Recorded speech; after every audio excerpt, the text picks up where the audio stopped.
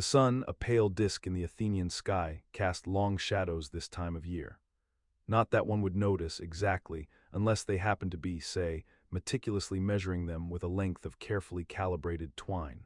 Or perhaps observing how the angle changed ever so slightly as the day wore on. It was a habit of mine, you see, this observing, not because I particularly enjoyed it, no. But as my father used to say, a keen eye for detail is the mark of a person who can tell the difference between a good fig and a bad one. And in Athens, good figs were important.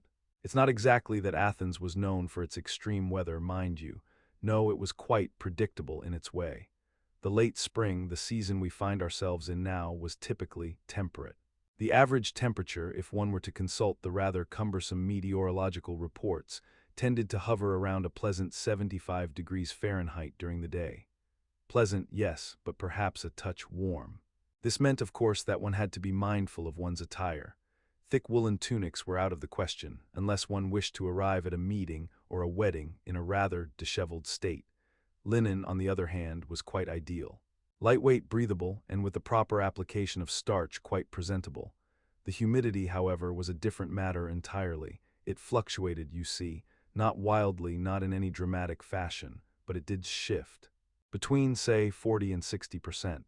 This, as any experienced Athenian will tell you, affected the very feel of the day. A humidity of 40%, one might find themselves pleasantly dry, the air crisp and, well, almost invigorating. But at 60%, things could become sticky, clothes clinging, foreheads glistening, the very air feeling heavy, like a woolen blanket on a summer's day.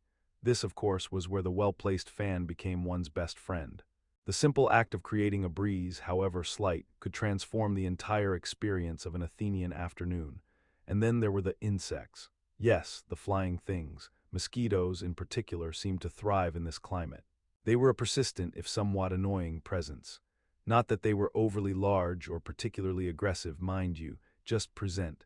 Their faint buzzing, a high-pitched drone, could become quite tiresome after a while. One learned to tolerate it, of course, to swat with practiced efficiency, to develop a sort of symbiotic relationship with the little creatures, we humans going about our business and they enjoying a quick bite. Flies, too, were abundant. Various species, some more annoying than others. The small ones, the fruit flies, were particularly fond of the sweet things, and the larger ones, the house flies, well, they seemed to enjoy everything. A constant cycle, really. The air itself carried the scent of the nearby sea, a salty tang mingled with the sweet fragrance of the blossoming olive trees. It was a scent that both soothed and invigorated, a reminder of both the vastness of the world and the comfort of home. Now, as the day wore on, the temperature would, of course, begin to cool. The 75 degrees of the afternoon would eventually give way to the far more moderate 55 degrees of the evening. This shift, while welcome, required a change in strategy. One had to be prepared, you see. The linen tunic might suffice during the day, but as the shadows grew long and the sun dipped below the horizon, a warmer garment was essential. A light cloak, perhaps, or a heavier tunic, one made of wool but not too heavy. The trick, as always, was to find the balance. The Goldilocks principle, if you will, not too hot, not too cold, but just right. So in Athens, as in all places, life proceeded. The lovers, I suppose, would soon be off to the woods, as one can gather from those that have knowledge on the play. However, as for me, I would stay and continue to observe, to measure, and to appreciate the small details of life, the ones that often go unnoticed. And perhaps to swat away the occasional mosquito. The Athenian sun, a pale disk peeking through the morning mist, cast long, stretching shadows across the cobblestone streets. Lysander, ever the early riser, was already a good distance from the city, making his way towards the river that meandered lazily through the valley. The air was cool, carrying the scent of damp earth and the faint, metallic tang of the water. He'd developed a particular fondness for these early morning walks, a habit he'd cultivated over several months, a soothing routine. It began, he recalled, almost by accident. One day, restless with a troubled mind, he'd wandered out before dawn, finding a peculiar sense of calm in the solitude. Now it had become a necessity, a gentle ritual to soothe his anxieties. His primary interest during these morning excursions was the selection of skipping stones. He developed a rather fastidious method for choosing the perfect ones. The ideal stone, he'd learned, needed to be of a specific, almost impossible, flatness. Not too thin, mind you, for that would cause it to shatter upon impact. Not too thick either, as this would hinder the crucial skipping motion. A stone of moderate thickness, with smooth, unblemished surfaces, was the goal. He'd learned to judge the weight by feel, his fingers accustomed to the subtle differences. He'd gently weigh each candidate in his palm, assessing its potential, imagining its trajectory across the water. He would never actually skip the stones, it was the selection process that was important. He moved slowly, the sun now warming the back of his neck. He paused at a bend in the river, a place he particularly liked.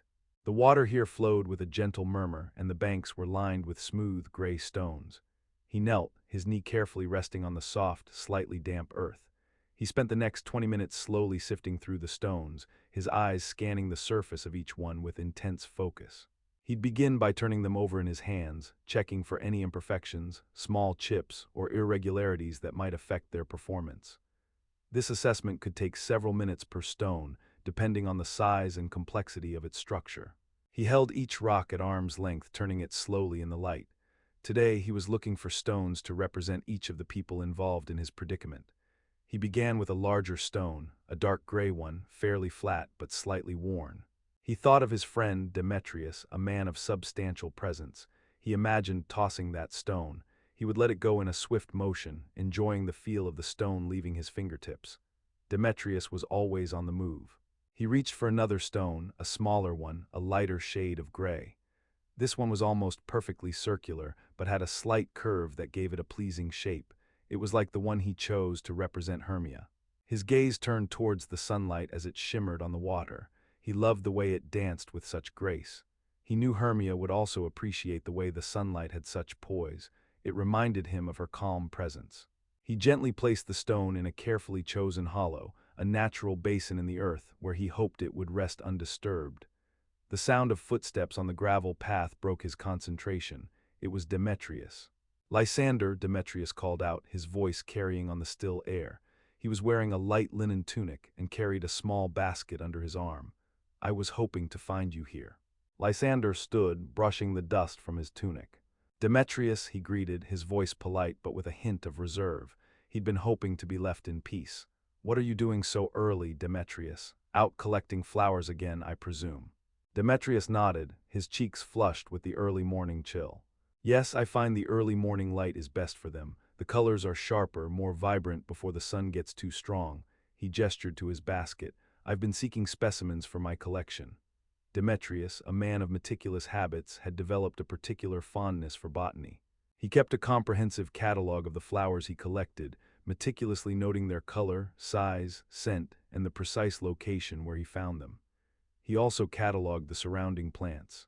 "Have you had any luck finding what you're looking for today?" Lysander asked, a polite inquiry, but he was more interested in resuming his stone-selecting routine. "Indeed," Demetrius replied, his eyes lighting up with enthusiasm. "I've come across a rather interesting patch of forget-me-nots, a deep, vibrant blue, and quite unusually a few specimens of the rarer white variety, a very delicate, almost translucent petal structure." He spoke with a level of detail, a clear description of the different textures, the subtle variations in the shape and size of the leaves. He elaborated, explaining the nuances of their fragrance, how it differed slightly from the blue varieties. "Intriguing," Lysander murmured, trying to sound interested, but his thoughts were already drifting back to the riverbank. Demetrius, sensing Lysander's lack of enthusiasm, changed the subject. "Do you remember that discussion we had last week about the different types of river stones, the ones you like to skip?" He turned his gaze towards the water. "I was thinking about that discussion earlier, on my way here. Did you know that their relative smoothness depends on the minerals of the stone or the way they weather over time?" Lysander's interest, however, was now piqued. He knew Demetrius knew how important his stone selecting was, but still, he continued, "I hadn't considered that, no." He paused, adding, "I focus more on the aesthetic qualities, how the light plays across the surface." "Of course," Demetrius said, his brow furrowing slightly. "But the texture also plays a part in how they skip, wouldn't you say?" He began a detailed explanation of the geological process of the river, outlining the different sedimentations, the different pressures on the rocks. He described the way water would interact with the stone. He discussed the role of the mineral composition, the way that the specific elements, such as quartz or feldspar or mica, determined how quickly the stone would erode. He spoke about the importance of the direction the water flowed. Lysander listened patiently, his mind simultaneously occupied by thoughts of Hermia and the perfect skipping stones. He found himself thinking that these flowers would look well in the collection. His mind flitted from thought to thought, the two topics intermingling in his thoughts. The morning sun, a pale disk behind the Athenian rooftops, cast long shadows across the cobblestone courtyard. Hermia, her sleep-filled eyes barely open, began her morning routine. The first task always was to assess the day's weather. She felt a slight chill and the air hung heavy with moisture. Not enough to warrant a cloak, but enough to make the light cotton of her sleeping gown feel somewhat clingy. She moved slowly, each action deliberate, a study in economy of movement. A small wooden stool, worn smooth by countless uses, sat beside her simple wooden bed. Upon this she carefully placed her feet. A soft click of the wooden legs against the floorboards echoed in the quiet room. It was a sound she knew intimately. It was the sound of beginning the day. Her next task was writing a note to Lysander. It was a simple message, but the process itself was far from simple. First, she gathered her supplies. A small inkwell made of polished clay sat on a small table near the window. The ink within was a deep, rich black made from carefully ground soot and gum arabic. Beside it lay a small bundle of parchment, each sheet thin and almost translucent, made from the finest vellum. She carefully opened a fresh sheet, smoothing the edges with the flat of her hand.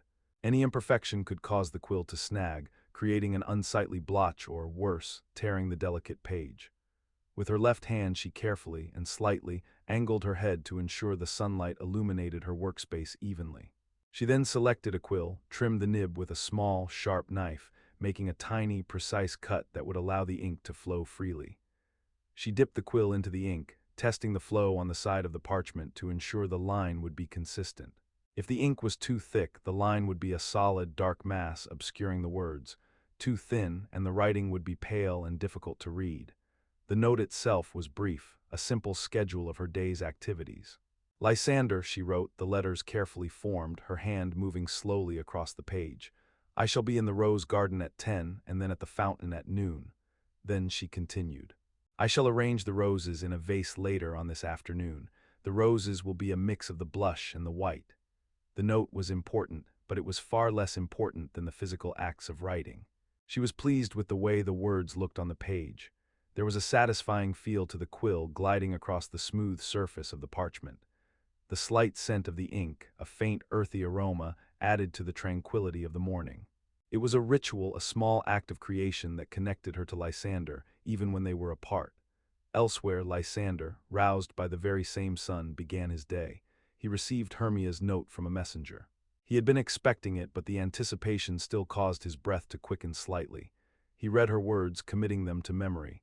The note was written on the finest parchment, the handwriting elegant and precise. It was a beautiful piece of writing, a testament to their connection, but it was the logistics of their meeting that really occupied his mind. Lysander knew the importance of appearing nonchalant, of not betraying the true urgency of his feelings. He chose a light tunic of linen, a garment that allowed for freedom of movement and would provide some protection from the Athenian sun. He then sat at a small table in the center of his room, thinking. He had to respond, and his response had to be equally measured, equally thoughtful. He took a fresh sheet of parchment, smoothing it out with the heel of his hand. He felt the gentle texture of the fine material. The vellum was a pleasant contrast to the rough wood of the table, a reminder of the simple pleasures of life. He dipped his quill into the ink and began. He needed to confirm their rendezvous. But more importantly, he had to make careful consideration of the food to bring, a picnic. This required planning, and planning in Lysander's mind was paramount. The first task was the bread, crusty or soft. Perhaps a bit of both would be prudent. He could acquire some from the baker on the corner, but the baker, old Mr. Theophilus, often overbaked his loaves, which left them a bit dry. He would also need cheese, hard or soft, a pungent Roquefort or a more subtle feta, and the fruit. He mused on the merits of grapes versus pears. He leaned toward grapes, their sweetness a perfect foil to the cheese. He spent a considerable amount of time mulling over these small choices. This was the important part of the process. He enjoyed the planning. It was the careful consideration of details that elevated the act from the mundane to something, well, almost pleasurable. He finished his note, addressing it with a simple to Hermia. Then he considered how best to send it. He had to use a trusted messenger, one who wouldn't gossip or, worse, misplace the missive. The chosen messenger was a young woman named Phoebe, a friend of Hermia. She was known for her discretion. He found her in the courtyard sweeping it. She wore a simple tunic and her dark hair was pinned back neatly. She was a person of the utmost integrity. He approached her with a carefully crafted air of casualness. "Phoebe, could you do me a small favor?" he asked. Phoebe paused, her hand still on the broom. "Of course, Lysander." "Anything." He reached for his note. "Would you be so kind as to deliver this to Hermia? It is a message regarding the acquisition of provisions." The statement was intentionally vague. He did not want any casual gossip. Phoebe took the note, her expression neutral. "Certainly, I will." And with that, the message was set in motion. The afternoon sun, filtering weakly through the leaves, cast long, elongated shadows across the room. Lysander, ever the practical one, was seated at a small, round table, his brow furrowed in concentration. He was, as he'd been for the better part of an hour, meticulously examining a selection of cheeses. This wasn't a casual undertaking, mind you, but a matter of strategic importance. The forest, as Hermia had often reminded him, held no reliable provisioners. He held a small, handheld scale, one typically used by apothecaries, its delicate balance calibrated to the milligram. First, a wedge of Gruyere, a cheese he deemed to have the appropriate combination of density and meltability for a journey. He'd already measured the exact weight of the wedge. The scale's needle, which had initially swung wildly, finally settled at exactly 127 grams. "That's 127.12 grams, he silently corrected himself, noting the subtle sway as the cheese settled. He'd calculated that this would provide a sufficient, yet not excessive, amount of sustenance. He'd learned from past experiences, such as that ill-fated picnic of last summer, the critical importance of balance. Too little cheese and one might succumb to a mid-journey faint, too much and one's pace would be unduly hampered. The moisture content, he knew, was another critical factor. He carefully noted the slight sheen of the cheese's surface, the subtle indication of the emulsification process that gave the cheese its texture. He made a mental note to consider the humidity level of the forest. Next, the cheddar. He held the second cheese, a more aged variety, in his left hand, rotating it slowly. He was making sure all surfaces were inspected for any sign of spoilage. The color was a deep, inviting amber, the texture firm but yielding. This was the sharp kind, perfect for perking up the spirits. This one weighed in at exactly 105 grams. Lysander was not, by any means, a cheese expert, but he was nothing if not thorough. He had consulted a book, A Connoisseur's Guide to European Cheeses, a book he'd borrowed from a dusty shelf and had underlined key passages regarding travel worthiness. The book, of course, had spent a considerable amount of time on the shelf, gathering the smell of aged paper and dust. He had to be careful to avoid any cheese that would be too soft and therefore unsuitable for the journey. Hermia, meanwhile, was across the room, inspecting footwear, a task that demanded all of her attention. She sat on a small, wooden stool, her collection of boots and shoes arrayed before her like soldiers on parade. It was a warm day, and the low light reflected softly across the polished wood of the floor. The sun only occasionally broke through the leaves outside. She was not choosing footwear for comfort, Lysander knew, though comfort was, of course, an important consideration. He thought about the way he had seen her walking through the forest. She wasn't thinking of comfort. No, she was weighing the benefits of style. She was scrutinizing the leather, tapping gently on the soles of each pair, listening for the subtle differences in sound. A slight squeak, the options were numerous. She was considering the practicality of a sturdy pair of leather boots, well-worn and comfortable, the sort that could withstand the rigors of a woodland journey. Then there were the more delicate, ankle-high boots. The latter, of course, offered a certain elegance, a touch of the sophistication that Hermia was so admired for. But would they be up to the demands of the forest? She ran her fingers along the seams, noting the quality of the stitching. Her mind was clearly on this decision as she ran her fingers along the seams. The weight of each boot was, of course, another factor. This was a difficult decision, as they were almost the same weight. She meticulously measured the height of the heel on each, using a small, silver ruler down to the millimeter. This was important, she concluded, for navigating uneven terrain. The angle of the heel was another significant consideration. A slight incline, she reasoned, would provide better grip on the damp forest floor. Lysander, meanwhile, had progressed to the bread. He carefully selected 2 loaves. This was more important than it seemed. One was a dense, sourdough loaf capable of sustaining, he surmised, a considerable amount of wear and tear. The other was a lighter, more airy ciabatta. He sliced the sourdough into precise portions, each slice measuring precisely 1.2 centimeters in thickness. This was achieved with a long, serrated knife. Any thicker and it would be too cumbersome to carry, and too thin and it might crumble. He carefully measured the weight of each slice. He thought about how the sourdough might fare in the dampness of the forest. He was careful to wipe the knife clean between each slice. Across the room, Hermia had moved on from the boots to consider a variety of cloaks. The temperature in the forest, she knew, could vary wildly, from a gentle, sun-dappled warmth to a chill, nighttime air. She carefully examined each cloak, feeling the different fabrics, assessing their weight and the way they draped. One was made of a thick, wool material dark brown in color. The other, lighter, was made of a woven linen. The wool would provide greater warmth, but it would also be heavier. The linen would be cooler, but less protective. She held each cloak up to the light, noting how it fell. She considered, as she often did, the visual impact. She imagined herself in the forest, her dark hair and the dark brown of the cloak. Lysander was now occupied with the matter of packing a blanket. This was the largest item on his list. The blanket was a simple, woven affair, a familiar comfort, but its size and weight were significant. The blanket was a plaid pattern, a pattern he'd grown up with. The blanket was a light blue with a hint of yellow. He knew the exact dimensions, having measured them just the previous afternoon. He knew the exact weight of the blanket to the nearest gram. He carefully considered the blanket's overall bulk, the way it would fit into his satchel. He folded the blanket, first in half, then in thirds.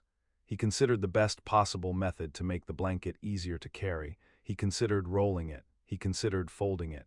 He considered what to do with it once they were in the forest. Suddenly there was a knock at the door.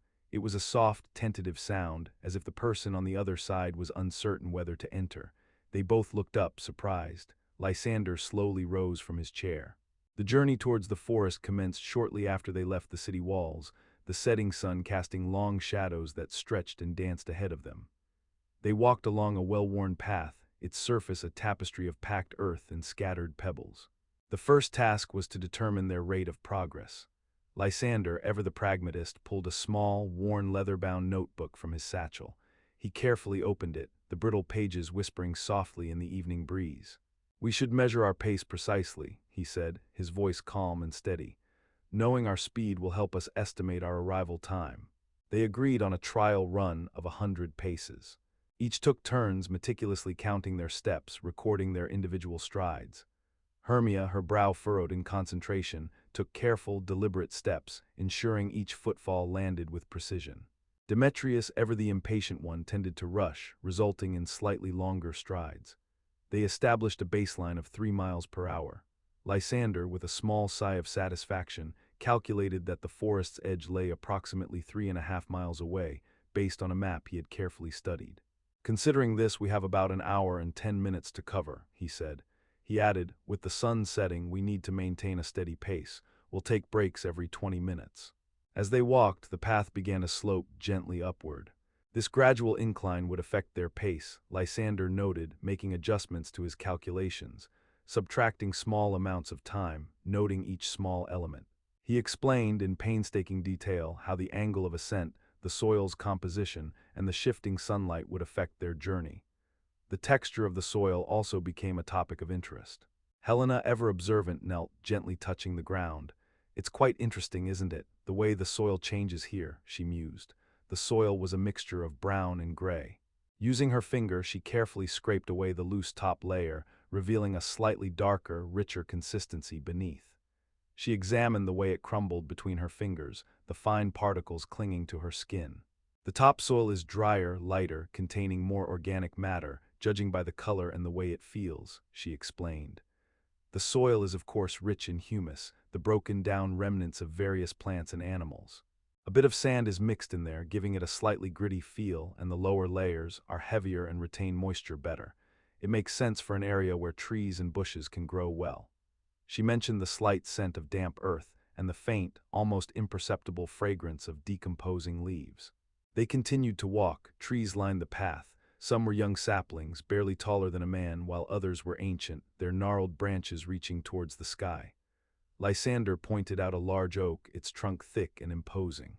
"Observe how the bark is deeply furrowed," he said, "and count the rings." He explained how the rings provide a detailed record of the tree's life, each ring representing a year of growth. They took a moment to examine the oak, running their hands over the rough bark. Lysander carefully estimated the age of the oak by counting the visible rings. He estimated the tree to be at least 150 years old. "Each ring tells a story," he stated, "a story of sunshine, rainfall, and the hardships endured during harsh winters." He pointed to the wider rings, indicating years with favorable conditions, and the narrower rings, marking the more difficult periods. He compared the rings to the varying events in their own lives, as if all of existence could be measured and understood through rings of trees. The afternoon sun cast long shadows that played upon the forest floor, the air cooled. They paused to observe the dance of the light and shadow, a subtle interplay that slowly began to transform the scene. With the sun nearing the horizon, the light became warmer, tinged with a golden hue. As the trees' shadows stretched and intertwined, the forest began to adopt an almost ethereal appearance. The air, which had carried the scent of earth and fallen leaves, now also held the aroma of pine needles and damp wood. Hermia observed the play of sunlight through the leaves. After a time, they resumed their walk. They made a concerted effort to walk at a consistent pace. Lysander carefully monitored the time, occasionally glancing at a small pocket watch that he wore. He also paid attention to the changing light, noting how the sun was gradually descending and casting longer shadows. He explained that the setting sun would bring the temperature down. They began to pick up their pace slightly. Demetrius, who at first had seemed disinterested, began to show a sudden focus on the environmental setting. He commented on the birdsong, identifying each melody. Helena nodded in agreement, adding her own observations. Lysander spoke of the changes in flora, describing the shifts in the variety of wildflowers and the kinds of moss that grew on the trees. "See how the moss on the north side of the trees is more pronounced. That is due to the amount of shade and moisture they receive," he said, his voice filled with quiet enthusiasm. The path wound its way upwards, the incline becoming more pronounced. They soon passed a large, weathered stone. Lysander explained its composition, detailing how it had been formed over millions of years, compressed layers of sediment. He speculated on the history of the area, envisioning the gradual evolution of the landscape. As they continued, the sky began to blush with the colors of the approaching sunset. The air, once warm, began to cool. They quickened their pace slightly, the anticipation of their destination drawing them forward. The path ahead seemed to stretch infinitely into the fading light, yet with each step, they grew closer to the magical realm that awaited them. Their journey was far from over, and there were many more tedious details to observe along the way. The walk would go on. The forest, it seemed, was not merely a collection of trees and shadows, but a bustling community, a miniature city of creatures, each with its own mundane routines. The tiny folk, the ones who flitted and darted amongst the ferns and moss, were as meticulously organized as any Athenian workshop. Consider the flickerwings, for instance. They were a rather common sight, small, almost translucent butterflies with wings that shimmered with an iridescent sheen. Their main occupation, from what could be observed during the slow, hazy afternoons, was a relentless pursuit of pollen. Each flickerwing had a designated patch of wildflowers, a small plot within the larger meadow, and they would methodically visit each bloom in turn, a rhythmic dance of proboscis and flutter. Their diets, though, varied slightly. Some preferred the sun-kissed petals of the meadow violets, while others favored the deeper purples of the foxgloves that grew in the shadier areas. It was a matter of personal preference, really. Then there was the matter of the dewdrop beetles, their backs like polished emeralds. They were known for their relentless pursuit of water droplets. You'd find them, sometimes, clustered on the underside of a large, broad leaf like the one of a burdock. Their exoskeletons, highly reflective, would catch the dappled sunlight, creating a tiny, shimmering disco. They spent most of their days, slowly crawling, inching their way along the underside of leaves. Each dewdrop was carefully evaluated, a process that took considerable time. Some droplets were deemed acceptable, others rejected for reasons unknown. Puck, meanwhile, had a peculiar fascination with the meticulous organization of the ants. One day he spent an entire afternoon, not pranking, but simply observing a busy anthill. It was located near a particularly large oak tree where the sunlight seldom reached, creating a humid, earthy atmosphere. He took meticulous notes, using a small piece of charcoal he'd pilfered from a charcoal burner's fire. The notes, of course, made very little sense. They were a series of sketches of the ants and their movements, annotated with observations such as ant number 37 carrying a crumb of bread, moving left, then right, then left again. Duration 1 minute 23 seconds. He was a student of detail, but not of order. He did, however, have a fondness for setting up comedic scenarios, not because of the humor, but because of the meticulous planning involved. For instance, he once spent nearly a week crafting a complicated prank involving a series of tripwires, strategically placed pots of honey, and a particularly grumpy badger. The badger, it turned out, had a very predictable route through the forest, which Puck had carefully mapped out. He knew its preferred berry bushes, its napping spots, even the precise angle at which it tended to scratch its back against a particular tree trunk. The prank involved the badger getting covered in honey, which attracted a swarm of buzzing bees. Puck wasn't aiming for chaos or hilarity. He simply took a curious, almost scientific interest in the setup, like an elaborate experiment in miniature. Oberon and Titania, meanwhile, continued their quarrel. It mostly revolved around territorial rights. Titania, in particular, was very particular about her domain, claiming the sunlit glades and the babbling brooks. Oberon, in turn, was fond of the deeper, darker parts of the forest, especially where the ancient oak stood. It seemed a simple disagreement, but one with intricate, unspoken rules. Their arguments were often localized, restricted to certain areas. When they argued near the Whispering Falls, it meant a disagreement concerning the management of the water sprites who inhabited the misty pools. When their voices carried through the moonlit clearing near the ancient stone circle, it spoke of a squabble over the territorial rights of the gnarled forest goblins. The air itself seemed to become thick with tension. The whispers of the wind took on an irritated tone as the air grew crisp. Even the birdsong changed, becoming sharper, less melodic. Observing them closely, you would notice a subtle shift in their posture. A stiffening of the shoulders, a tightening of the jaw, small, almost imperceptible gestures that were so easy to miss. The forest in those moments held its breath, waiting for the inevitable storm. Such a battle would unfold by the river where the trout, normally plentiful, would scatter to the deeper and safer shadows of the stones and plants. The fairies, of course, had their own roles in the ecosystem. The glowworms, for example, were responsible for illuminating the forest floor at night. Their light, a soft, ethereal glow, was crucial for the nocturnal creatures that foraged among the roots of trees. The moss sprites carefully maintained the layers of moss, ensuring the soil's moisture. They knew the texture of each type of moss intimately, and the amount of water necessary for the health of each type of plant. The forest floor with all of these inhabitants created a rich world of endless textures and details. The damp earth held the scent of decay and renewal. The sunlight, filtering through the leaves, created a dappled mosaic of light and shadow. And within that environment, these tiny creatures went about their daily tasks. The forest air, always humid even in the early evenings, carried a myriad of scents. It was a mixture of the damp earth, the decaying leaves of countless seasons, and most prominently at this hour, the fragrances of the wildflowers. These varied greatly depending on the species and the time of day, a fact that Titania, queen of the fairies, found endlessly fascinating. She often spent hours cataloging the blooms, her tiny, gossamer wings fluttering as she delicately examined each petal. Lysander, now under the effects of the love potion and completely besotted with Helena, had recently developed an interest in botany, largely to impress her. He found himself standing beside Titania as she meticulously inspected a cluster of belladonna. "Observe, Helena, the way the petals unfurl," he began, his voice barely a whisper. Each one a delicate bell shape perfectly formed, the color a deep, velvety purple, tinged with hints of crimson at the edges. It's quite something. "I am impressed." Titania, without looking up from her task, offered a gentle correction. The color, while certainly deep, is more accurately described as a shade of heliotrope, Lysander. And it's not the petals you should be admiring, but the arrangement of the stamen, the way they are positioned in a circular arrangement.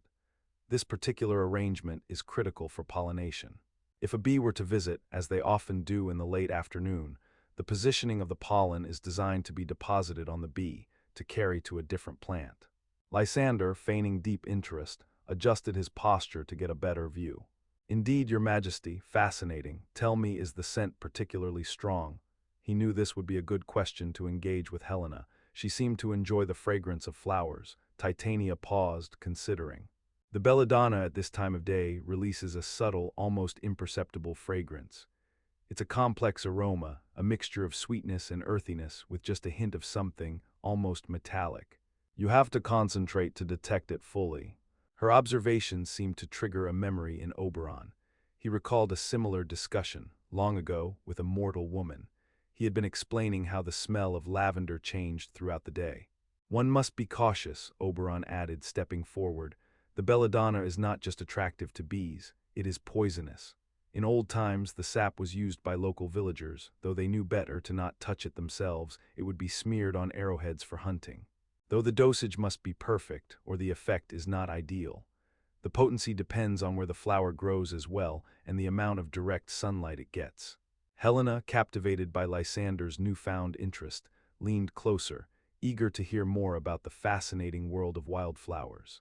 She loved the way Lysander suddenly lit up when he saw a flower, almost like she was getting to know a new side of him. The texture of the leaves is quite interesting, isn't it, Lysander? So smooth, yet firm. I find it intriguing how it is also a darker shade of green than the other plants. Lysander nodded. Yes, quite intriguing, and you see they are glossy. A plant that is in good health will produce a glossy appearance. And the flowers have a tendency to grow in clusters, I've noticed. Titania, noticing the interest of the humans and the distraction of Lysander, decided it was a good time to shift the conversation. Indeed. But let us not dwell on the poisonous variety, but the cheerful.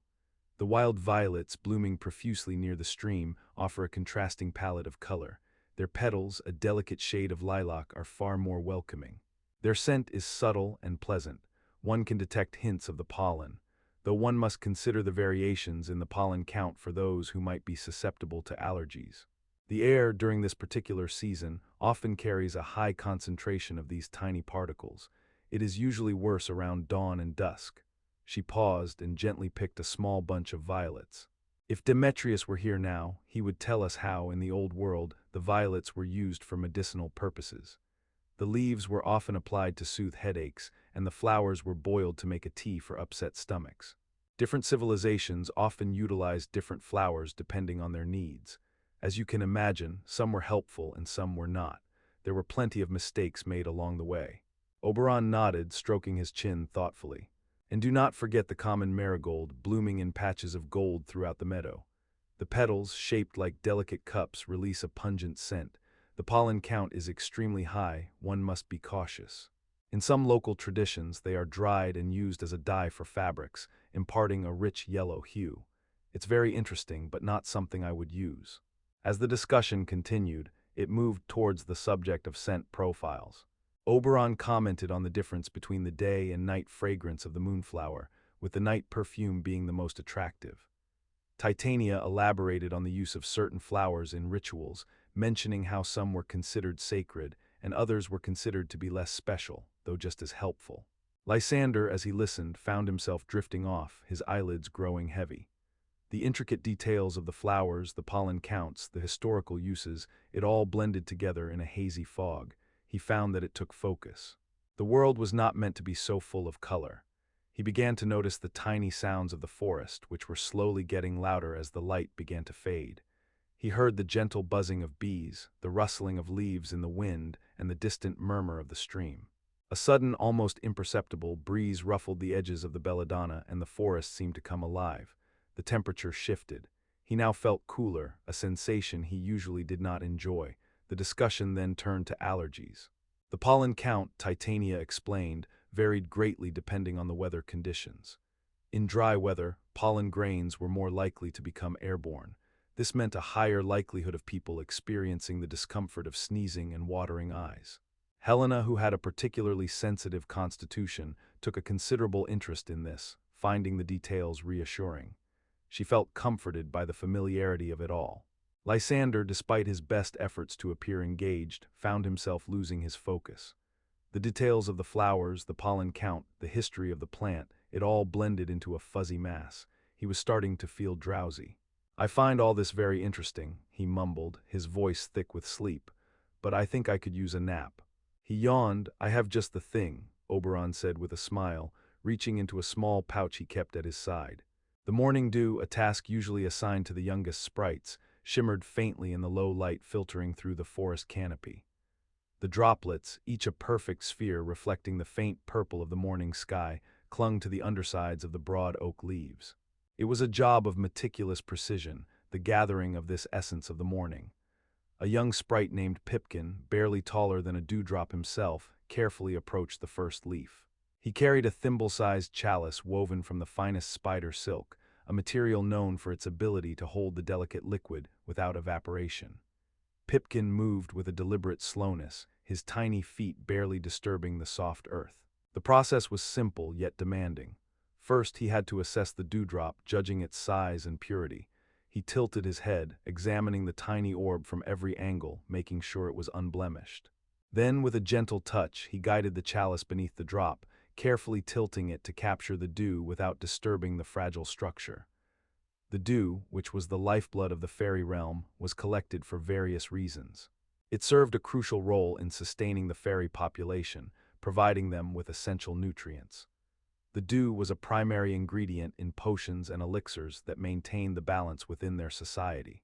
Each morning, before the sun reached its zenith, a team of these dew collectors ventured into the forest to retrieve their allocated amount. The collection of dew, however, was not merely a matter of physical labor. The fairies had to be wary of the forest creatures. Though mostly harmless, some of the larger insects, especially the beetles, could easily destroy the precious drops with their sharp claws. The temperature was also of great importance. The perfect temperature for collecting dew was between 5 and 10 degrees Celsius. Anything outside of this range could lead to the dew freezing or evaporating, and neither were desirable outcomes. Pipkin knew these details by heart. He continued, moving from leaf to leaf, his tiny movements barely audible against the sounds of the forest.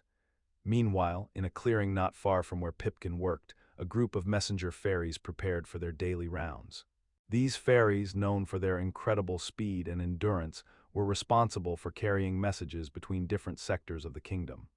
The system was surprisingly sophisticated. It resembled a complex postal network, with designated routes, relay points, and timed deliveries. The primary communication pathway was established through a network of shimmering trails. These trails, which were visible only to the fairies, were created and maintained by an elite group of Earth sprites. The messengers used these trails to travel between various locations. Their speed was remarkable. A message could be delivered from the deepest part of the forest to the edge in a matter of minutes. This was achieved through a combination of magic, superior physical conditioning, and an understanding of the forest's wind currents. Before each flight, the messenger fairies would undergo a thorough preparation ritual. This included a light meal of nectar and pollen, followed by a stretching exercise designed to optimize their flight efficiency. The timing of their flights was also very precise. Each flight was calculated to take into account the direction and speed of the prevailing winds, the terrain, and any potential obstacles. The air was filled with a gentle breeze, a cool contrast to the slightly elevated temperature of the forest floor. The wind patterns in the forest were analyzed and recorded daily by a team of weather sprites. They measured the wind's velocity and direction, taking into account the influence of the trees and the topography. The collected information would be transferred to the messenger fairies, providing them with critical data. This data ensured the smooth and timely delivery of messages. Each fairy was assigned a specific route, which was carefully planned to minimize travel time and maximize efficiency. The process involved meticulous planning. Before taking flight, each fairy received a small pouch. Inside were supplies to sustain them on their journey. A map, woven from the finest spider silk, provided detailed routes, marking safe resting spots and relay stations. Their altitude was carefully monitored. The ideal altitude varied depending on the terrain and wind conditions. It was usually between 30 and 50 feet above the ground. The speed was also carefully regulated. The usual cruising speed was around 25 miles per hour, but it could vary depending on the urgency of the message. The migratory habits of the fairies were also influenced by the tasks assigned to them. Some fairies were tasked with scouting missions. Their duty was to map changes in the forest. Other fairies were responsible for maintaining the magical boundaries that protected the fairy realm. Their journeys often took them through difficult and inaccessible terrains. Each type of journey had its unique challenges and requirements. The fairies were not just messengers. They were guardians, explorers, and record keepers, all working together to maintain the harmony of their world. Back in the dew-gathering area, the sun was beginning to peek through the canopy. The temperature was slowly rising, and Pipkin could feel the dew starting to evaporate. He worked quickly, his tiny fingers moving with increasing speed. The chalice was filling, and he knew that he was nearing his quota. The dew, once collected, would be transported to the central storage facility, a cavern carved into the side of an ancient oak. The facility, closely guarded, was where the precious liquid would be carefully processed and stored. The process was of critical importance. The forest air, still and heavy with the lingering scent of night-blooming jasmine, hung around them as Oberon gestured towards the spot where Puck had administered the love potion. He traced a slow circle in the dirt with the toe of his slipper, the motion almost imperceptible, yet the dust motes danced in the faint light filtering through the canopy. "Observe, Puck," he murmured, his voice barely above a whisper, the radius of effect. "Note how it corresponds precisely to the distribution of the dew." He paused, tilting his head. "We must always account for the capillary action, you see. It influences absorption rates with the various substrates." Puck, ever the eager apprentice, knelt beside him. His eyes, usually sparkling with mischief, now held a focused intensity. "Yes, master," he replied. "The initial application was, as recorded, a quantity of precisely 0.35 milliliters, delivered via a modified dropper calibrated to a standard of," he trailed off, searching for the precise term. "To a standard of volumetric accuracy, certified by the Royal Guild of Apothecaries, no less." A slight, almost imperceptible smile played on his lips. He was proud of his preparation and the meticulousness of his record-keeping. Oberon nodded approvingly. "Indeed, and the subsequent dispersal. Note the subtle variations in saturation, particularly around the base of the elder tree. The soil composition there, you'll recall, is slightly more clay-rich. This impacts the rate of diffusion. We need to quantify this further, using the soil density measurement kit." He gestured towards a small, leather-bound case that Titania had thoughtfully placed nearby. Inside, nestled on a bed of crimson velvet, lay an assortment of delicate instruments. Graduated cylinders, pipettes, a small, handheld refractometer, and a meticulously crafted scale for measuring minute changes in mass. "The side effects, you understand," Oberon continued, his voice a low hum, "are a complex tapestry woven with threads of circumstance and biological variance. We cannot simply apply the potion, note its effect, and move on. No, my dear Puck, we must dissect, analyze, and catalog." He gestured to a nearby patch of clover, where Demetrius had briefly lain, now stirring slightly, rubbing his head. "We are dealing, after all, with the human condition. Their responses are often unpredictable."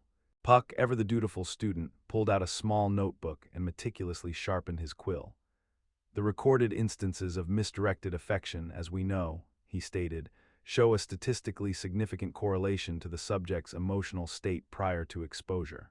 Specifically, a heightened propensity for, well, let's say, irrational behavior." He paused, delicately adjusting the angle of his quill to ensure optimal ink flow.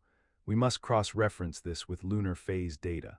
Full moons, as you are aware, tend to amplify emotional extremes."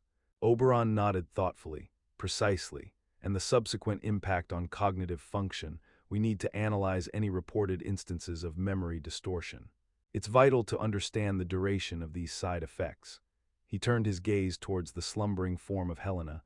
"Observe her, Puck. Note the relaxed musculature, the shallow breathing. This is indicative of the potion's initial stages of action. Now, consider the subtle variations based upon body weight, existing health conditions, and, oh, I don't know, a sudden influx of the elements like fire in this case, or earth." He paused and took a deep breath. "The complexities are almost infinite. Yet, it's imperative that we understand the full scope of the potion's impact." The two fairies remained in the forest, their voices weaving into the already quiet atmosphere as they carefully analyzed the effects of the potion, cataloging the various elements and their impact on the sleepers, the light in the sky changing from dusk to dawn. It was a painstaking process. Across the clearing, Titania moved, her pace careful as she gathered specimens of the forest flora, the petals of the moonpetal flower. The plant, known for its peculiar bioluminescence, produced a unique oil, rich in various volatile compounds. It was from this extract that the initial ingredients were derived. She had collected it in a small glass vial, its stopper carefully sealed with beeswax. Now she began her work, sitting at a small, carefully arranged workstation under a gnarled oak tree. The workstation consisted of a polished slate tabletop, various alembics, retorts, and condensers. She carefully measured each ingredient, the process slow and methodical, a dance of precision and patience. The extraction process itself, she murmured to herself, must be carried out at a precisely controlled temperature of, let us say, 18.5 degrees Celsius. Any variation above or below this will impact the final yield and, as we know, the quality of the final product. The impact of the moon petal extract is critical in the entire process. It is the component primarily responsible for altering the subject's perception of, well, let's call it attraction. She turned her attention to the small, silver-plated scales, meticulously weighing out the exact proportions of each botanical. A minuscule amount of powdered nightshade, a dash of crushed mandrake root, and a few flecks of shimmering moon dust, each ingredient contributing to the complex alchemy. She used the mortar and pestle to grind these components, a slow, rhythmic pulse in the forest soundscape. Note the texture, she continued, her voice a calming melody. We are going for a fine, almost talc-like consistency. Too coarse and the absorption rate is affected. Too fine and the risk of unintended reactions increases.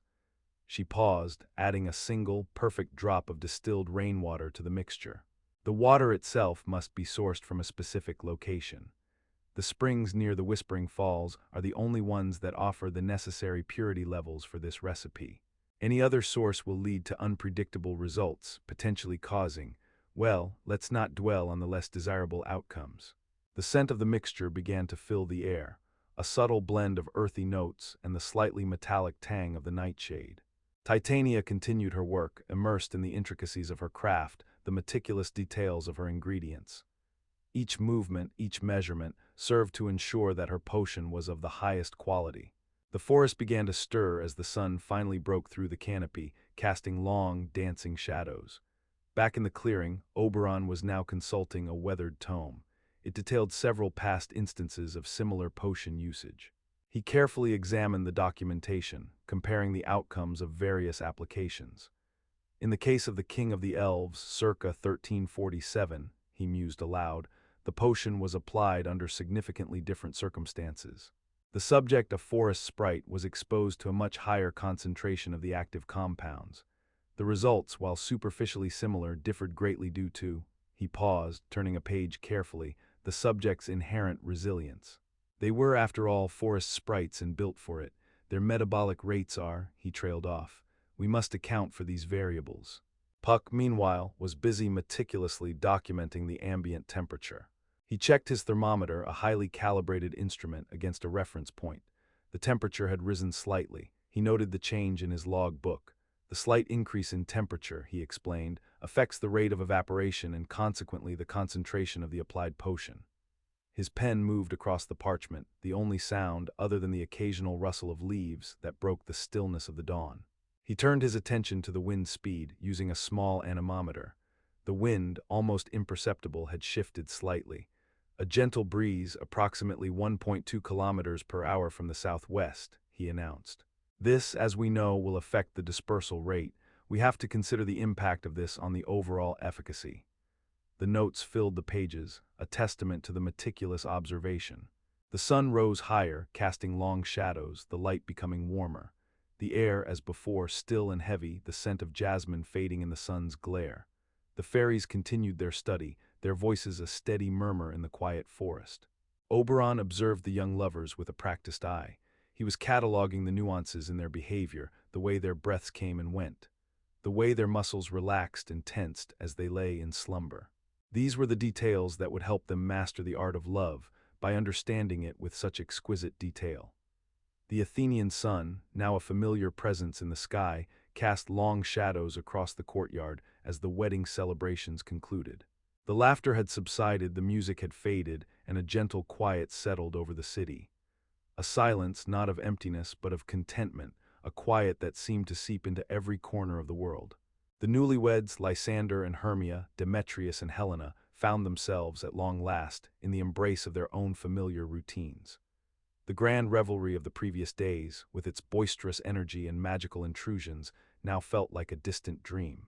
It was time to return to the day-to-day rhythms of life, a transition that, though less dramatic, held its own quiet significance. Lysander, a man who appreciated the finer details of life, had always taken great satisfaction in his morning ritual. The precise brewing of his tea, the careful selection of his reading material, the meticulously planned walk through the market square, each act was a small, deliberate pleasure. After the flurry of wedding preparations, he took solace in the comfort of his personal routines, his daily dose of predictability. This morning he started as he always did, with the precise measurement of the tea leaves. 2 teaspoons, the exact amount, not a particle more or less, steeped in a porcelain cup that felt cool and smooth against his fingers. He noted the subtle fragrance of the tea as the hot water slowly poured over the leaves, filling the air with an earthy aroma. He let it steep for precisely 3 minutes, using a small, unassuming timer to ensure accuracy. Hermia, on the other hand, found herself drawn to the practicalities of the household. Her focus shifted to the laundry, a task she approached with the same methodical care she had always known. She favored a particular soap, the one with the soft, floral scent that always reminded her of her grandmother's garden. It was the gentle fragrance that always brought her comfort. Every garment was carefully sorted, light colors separated from dark, delicate fabrics set aside for hand washing. The washing machine, a recent addition to their home, offered its own quiet hum of efficiency. She preferred the setting for delicate fabrics, finding the gentler cycle to be kinder to her clothes. The entire process, from sorting to folding, usually took approximately 2 hours. She always allotted this time frame in her schedule, a small block of time dedicated to an essential task, a ritual that grounded her in the tangible reality of her domestic life. She found satisfaction in the clean, crisp lines of the folded linens, a sense of order restored after the delightful chaos of the wedding. Meanwhile, Demetrius, with his characteristic focus on logic and structure, had been cataloging their post-wedding expenditures, carefully recording each transaction in a ledger. Every entry had its own line, with dates, amounts, and detailed descriptions. He methodically categorized each expense, from the purchase of wedding gifts to the cost of the caterers. A process of constant updating and reviewing of the budget was essential to him. He always compared his weekly budget to his monthly one, taking great pains to ensure the numbers correlated. He felt a sense of control in this meticulous management. His days now revolved around his routine, making sure he was organized and effective. Helena, never one to neglect the importance of community, decided to take a stroll towards the local marketplace. The morning air was crisp and cool, a refreshing contrast to the balmy summer evenings that had preceded the wedding. She paused at the baker's stall, the aroma of freshly baked bread drawing her in. The baker, a man with flour dusting his apron, greeted her with a friendly smile. She selected a loaf of rye bread, its crust still warm to the touch. The baker, sensing her new married state, offered a small discount. She then ventured to the fruit seller's stall, admiring the vibrant colors of the fruits and vegetables. She chatted with the vendor about the local harvest. She inquired about the health of his family, exchanging pleasantries and news of the community. These small interactions, the simple acts of connection, always filled her with joy. She believed that maintaining these connections was paramount for a happy marriage. Back in their shared home, after Hermia's laundry was done, she took a moment to assess the progress of their newly decorated living room. Lysander, after finishing his tea, decided to join her. They had spent weeks choosing the perfect shade of paint, and finally, with careful planning, the walls took on a soft, welcoming hue. It was a color they both agreed on, a muted green that mirrored the leaves of the trees in the forest where they had once wandered, a gentle reminder of their shared past. They discussed the placement of the new sofa, a comfortable piece of furniture they had bought together, and debated over whether the coffee table should be placed in the center or slightly off to one side. Lysander preferred it centered for its pleasing symmetry. Hermia found it felt more relaxed to the side. It was a trivial matter but important in establishing the comfort of the home. They examined the texture of the cushions, soft velvet against a linen base. As the day progressed, the couples found themselves immersed in their daily routines. The hours passed, filled with the mundane yet essential tasks that formed the backdrop of their lives. Their shared routines were the foundation of their new lives together. The simple act of making dinner, the shared evening walk, the the comfortable silence as they read their books, each one contributed to the intricate fabric of their lives. They began to find a new kind of excitement in the everyday. They knew that in time it was these rhythms of normal, this return to routine that would sustain them, providing a sense of continuity, a sense of belonging, a sanctuary after the tumultuous adventures of the past. As the sun began to set, casting a warm glow over the city, Demetrius, having completed his bookkeeping for the day, emerged from his study. He noticed Helena preparing the evening meal. It was a simple affair, but prepared with care. He found comfort in the familiar scents and sounds of the kitchen. Helena, noticing his approach, greeted him with a smile. They began to discuss the day's events, from Helena's market trip to Demetrius's accounting, their conversation flowing naturally. They also made tentative plans for a visit to a neighboring couple. After they ate their meals, they found themselves drawn to the local gatherings that had sprung up in their area. They had been too busy to attend these during the wedding. The gatherings were a small affair, a weekly event held at the community center, but they provided a unique opportunity to engage in friendly discussions, exchange news, and participate in small-scale crafts. They discussed their various crafts and their progress, a discussion that went on for several hours. Such activities, in all their unremarkable detail, were becoming a vital part of their lives. The day drew to a close, and the first whispers of twilight started to creep across the sky. In the quiet of their rooms, as they prepared for sleep, each couple reflected on the day. They thought of their shared routines and the way their lives had changed. A peaceful contentment filled them, a sense of calm and the quiet joy of having their world back in order. The chaos, the magic, the drama of the previous days now seemed like a distant dream. Now it was time to close their eyes, to embrace the darkness, and to welcome the new day with its promise of another quiet, predictable day. As they drifted off to sleep, the gentle rhythm of their breathing became the soundtrack to their dreams. The moon was shining brightly, casting a pale light over the city, and in the silence the world slept peacefully, content in its ordinary, familiar embrace.